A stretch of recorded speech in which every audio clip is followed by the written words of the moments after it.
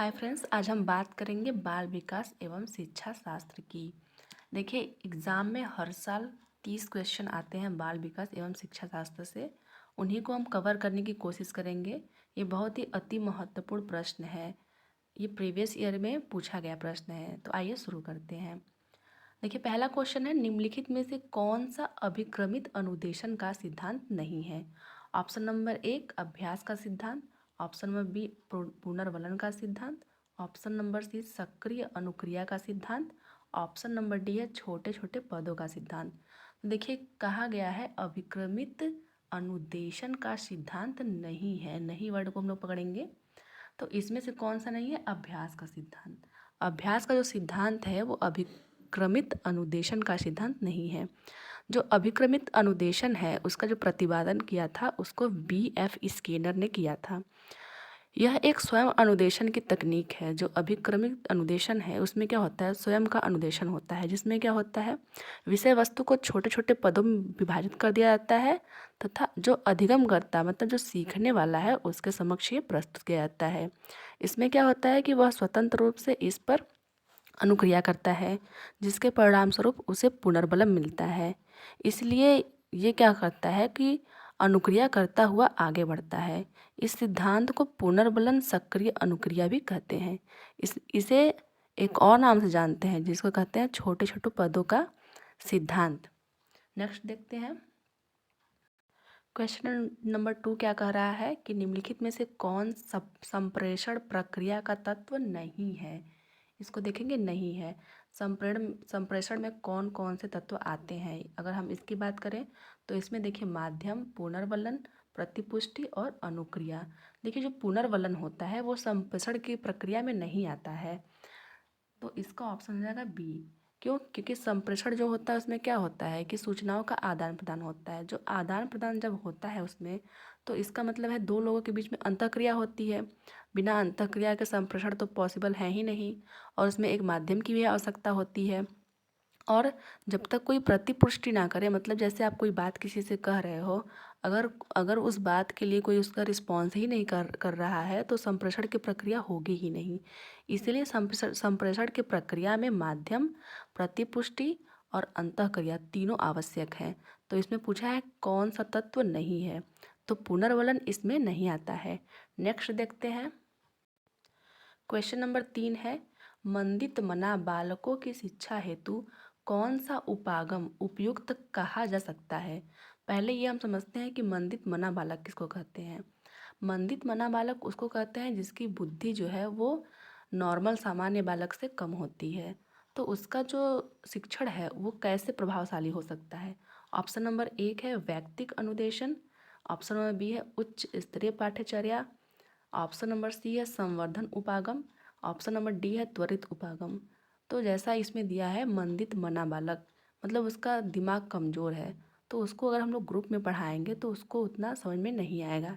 इसलिए उसको हम लोग वैयक्तिक रूप से पढ़ाएंगे। तो इसका ऑप्शन नंबर ए सही हो जाएगा। मतलब वैयक्तिक अनुदेशन, उसको हम लोग अलग बैठाएंगे और उसके लिए अलग से शिक्षण की प्रक्रिया को करेंगे। अब देखिए, ऑप्शन नंबर बी में दिया है उच्च स्तरीय पाठ्यचर्या।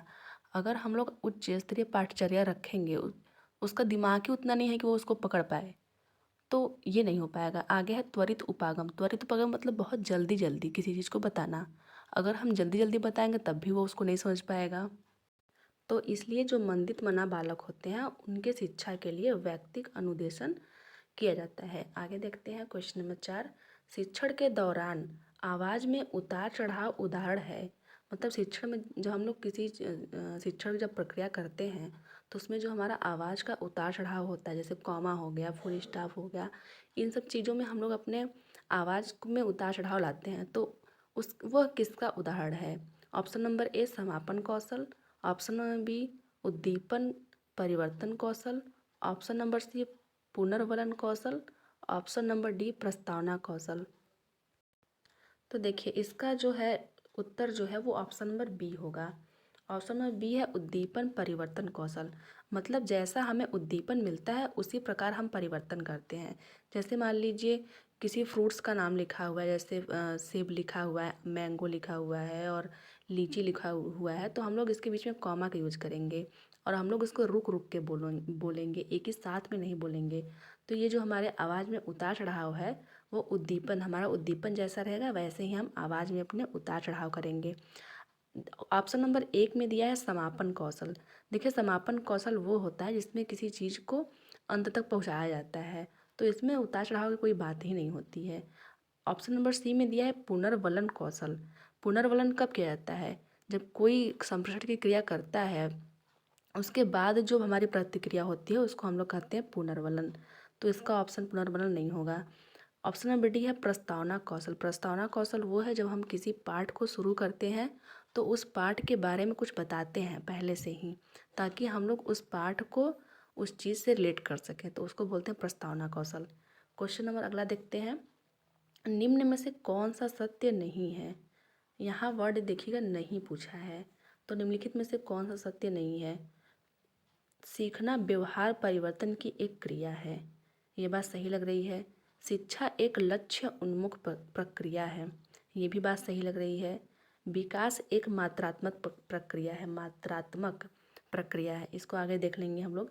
वृद्धि एक जैविक प्रक्रिया है। तो देखिए सीखना व्यवहार में परिवर्तन की क्रिया है, हम लोग जैसे जैसे सीखते हैं हमारे व्यवहार में वैसे वैसे ही परिवर्तन होता चला जाता है। दूसरा यह शिक्षा एक लक्ष्य उन्मुख प्रक्रिया है। देखिए हम लोग कोई भी शिक्षा प्राप्त करते हैं तो एक लक्ष्य को सामने देखते हुए ही शिक्षा को प्राप्त करते हैं, बिना लक्ष्य के कोई नहीं पढ़ता है या फिर कोई शिक्षा ग्रहण नहीं करता है। विकास एक मात्रात्मक प्रक्रिया है। देखिए विकास जो है हम लोग उसको मात्रा में, केवल मात्रा में माप नहीं सकते हैं, यह गुणात्मक प्रक्रिया है। इसलिए ये ऑप्शन जो है आपका ठीक हो जाएगा, क्योंकि इसमें पूछा है कौन सा सत्य नहीं है। नेक्स्ट देखते हैं, क्वेश्चन नंबर 6 क्या कह रहा है? क्षेत्र विशेष में बालक की विशिष्ट योग्यता तथा विशिष्ट क्षमता को क्या कहते हैं? बालक की विशिष्ट योग्यता और विशिष्ट क्षमता को क्या कहते हैं? ऑप्शन नंबर ए है मूल्य, बी है रुचि, सी अभिक्षमता, डी अभिप्रेरणा। तो देखिए अगर कोई बालक किसी क्षेत्र में विशिष्ट योग्यता रखता है, उसके पास विशिष्ट क्षमता है, तो उसको हम लोग कहेंगे अभिक्षमता। अभिप्रेरणा तो उसको कहते हैं कि हमें अंदर से किसी चीज़ को करने की जो प्रेरणा होती है उसको हम लोग कहते हैं अभिप्रेरणा। तो जो बालक में विशिष्ट योग्यता तथा विशिष्ट क्षमता जो होता है उसको हम लोग कहते हैं अभिक्षमता। नेक्स्ट देखते हैं, क्वेश्चन नंबर 7 क्या कह रहा है? बोले जाने वाली भाषा की सबसे छोटी इकाई क्या है? जो हम लोग बोलते हैं सबसे छोटी उसकी इकाई क्या होती है? ध्वनि होती है। तो हम लोग का ऑप्शन जाएगा ऑप्शन नंबर सी। देखिए अर्थ विज्ञान तो होगा ही नहीं, क्योंकि जब तक हम लोग कुछ बोलेंगे नहीं तब तक उसका अर्थ कहाँ से सीखेंगे। ऑप्शन नंबर बी है वाक्य विन्यास। तो सबसे छोटी इकाई बोला है, वाक्य तो सबसे बड़ी इकाई हो गई है, क्योंकि जो शब्द होते हैं शब्द से मिलके पद बनते हैं, उसके बाद जब कई पद मिल जाते हैं तब वाक्य बनते हैं। तो इसलिए सबसे छोटी इकाई नहीं हो गई, सबसे बड़ी इकाई हो गई है। नेक्स्ट क्वेश्चन देखते हैं, निम्नलिखित में से किस प्रश्न द्वारा सृजनात्मक चिंतन को सर्वाधिक अच्छे ढंग से अनुमानित किया जा सकता है? मतलब अगर किसी बच्चे की हम लोग सृजनात्मक क्षमता को देखना है तो हम लोग क्या कर सकते हैं? ऑप्शन नंबर ए है कि हम लोग पूछेंगे इसे कौन बता सकता है। ऑप्शन नंबर बी है कि इसे कितने भिन्न तरीकों से हल किया जा सकता है। ऑप्शन नंबर सी है क्या आप इसका उत्तर बता सकते हैं। ऑप्शन नंबर डी है सही उत्तर बताएं। देखिए किसी बच्चे में सृजनात्मक क्षमता का विकास अगर करना है तो हम लोग उसको ढेर सारे ऑप्शन देंगे, वो खुद बताएगा। तो अगर हम लोग पूछेंगे इसे कौन बता सकता है तो बच्चे अपना हाथ उठाएंगे, कोई बच्चा नहीं उठाएगा। दूसरा है अगर हम पूछें उनसे कि आप इसको कितने तरीक़ों से हल कर सकते हैं, हर बच्चे की जो थिंकिंग पावर होती है वो अलग अलग होती है।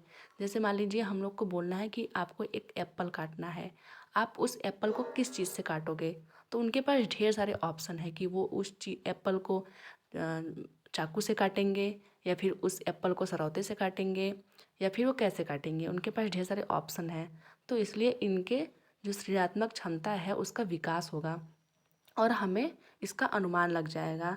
तो इसका ऑप्शन नंबर बी सही रहेगा। अगर हम पूछेंगे क्या आप इसका उत्तर बता सकते हैं, तो ये देखिए ये तो हाँ ना वाली बात हो गई कि हाँ हम बता सकते हैं, हाँ हम नहीं बता सकते हैं। या फिर सही उत्तर बताएं। तो सही उत्तर तो बच्चे के मन में थोड़ी पता रहेगा कि सेब किससे काटना है, उसका सही उत्तर आपने क्या सोच के उन लोग से पूछा है, इसलिए ये ऑप्शन सही नहीं रहेगा। नेक्स्ट देखते हैं, क्वेश्चन नंबर 9 है, सूक्ष्म शिक्षण है। सूक्ष्म शिक्षण मतलब माइक्रो टीचिंग क्या है? सूक्ष्म शिक्षण क्या है? पहला ऑप्शन है मूल्यांकन शिक्षण, दूसरा है प्रभावशाली शिक्षण, तीसरा है अवश्रेणीयन शिक्षण, चौथा है वास्तविक शिक्षण। देखिए सूक्ष्म शिक्षण है मतलब माइक्रो जो टीचिंग है वो है एक प्रभावशाली शिक्षण है। प्रभावशाली शिक्षण जो सूक्ष्म प्रशिक्षण है मतलब शिक्षण है, उसकी तकनीक का सर्वप्रथम प्रयोग 1963 में किया गया था। इसमें क्या किया जाता है, इसमें एक जो है वो टाइम जो है वो एक निश्चित समय होता है, निश्चित कार्य होता है, निश्चित सामग्री होती है, निश्चित वातावरण होता है, उसमें जो होता है वो सूक्ष्म शिक्षण होता है, इसलिए हम लोग इसको बोलते हैं प्रभावशाली शिक्षण। नेक्स्ट देखते हैं, निम्नलिखित में से कौन सा समूह सृजनात्मकता के तत्वों के संबंध में सही है? सृजनात्मकता कैसे किसे कहते हैं? किसी चीज़ को बनाने की क्षमता मतलब सृजन करने की क्षमता को बोलते हैं सृजनात्मकता। तो इसमें पहला देखते हैं प्रवाह, विविधता, मौलिकता, सहकार्यता। देखिए हम लोग कुछ भी अगर सृजनात्मक मतलब कुछ भी अगर हम लोग रचना करेंगे तो सबसे पहले प्रवाह उसमें नहीं आ सकता है कभी भी, क्योंकि कुछ भी जब हम लोग नया करते हैं तो तुरंत जल्दी जल्दी कैसे करने लगेंगे। प्रवाह मतलब होता है जल्दी जल्दी होना किसी चीज़ का। तो पहली बात तो सबसे पहला ऑप्शन प्रवाह कभी नहीं आएगा, प्रवाह बीच में आएगा, उसके बाद विस्तार आएगा। तो जिस जिस ऑप्शन में सबसे पहले प्रवाह हम लोग उसको हटा देंगे। तो ऑप्शन नंबर ए में पहले प्रवाह, इसको हटा देंगे। ऑप्शन नंबर बी में है प्रवाह, इसको भी हटा देंगे। ऑप्शन नंबर सी में प्रवाह है, इसको हटा देंगे। तो एक ही ऑप्शन बचता है option number C. Option number C में है बारंबारता। अगर हम लोग किसी चीज़ को बार बार करेंगे तो उसमें क्या आएगी, विविधता आएगी। जैसे मान लीजिए हम लोग कोई एक्सपेरिमेंट कर रहे हैं तो पहला रिजल्ट कुछ आएगा, दूसरा रिजल्ट उससे थोड़ा सा अलग आएगा, तीसरा रिजल्ट और थोड़ा अलग आएगा, तो उसे कहते हैं विविधता। धीरे धीरे विविधता आते आते चीज़ों में मौलिकता आने लगेगी। जब मौलिकता आएगी तो उसके गुणों का विस्तार होगा। तो हमारे जो सृजनात्मकता की जो प्रक्रिया है वह इसी चरण में पूरी होगी। पहले बारंबारता, दूसरा विविधता, तीसरा मौलिकता, चौथा विस्तार। इसी प्रक्रिया से सृजनात्मक क्षमता को हम लोग रेट कर सकते हैं। तो इस तरह आज हमने 10 प्रश्नों को समझने की कोशिश किया है। ऐसे ही नेक्स्ट वीडियो में हम लोग और सारे क्वेश्चन को सॉल्व करेंगे और थियरी को सीखने की कोशिश करेंगे। ऐसे ही वीडियो पाने के लिए आप हमारे चैनल को सब्सक्राइब कर लीजिए और लाइक कर दीजिए, बेल आइकन भी प्रेस कर दीजिए ताकि वीडियोज़ आपको समय पे मिलती रहे। धन्यवाद।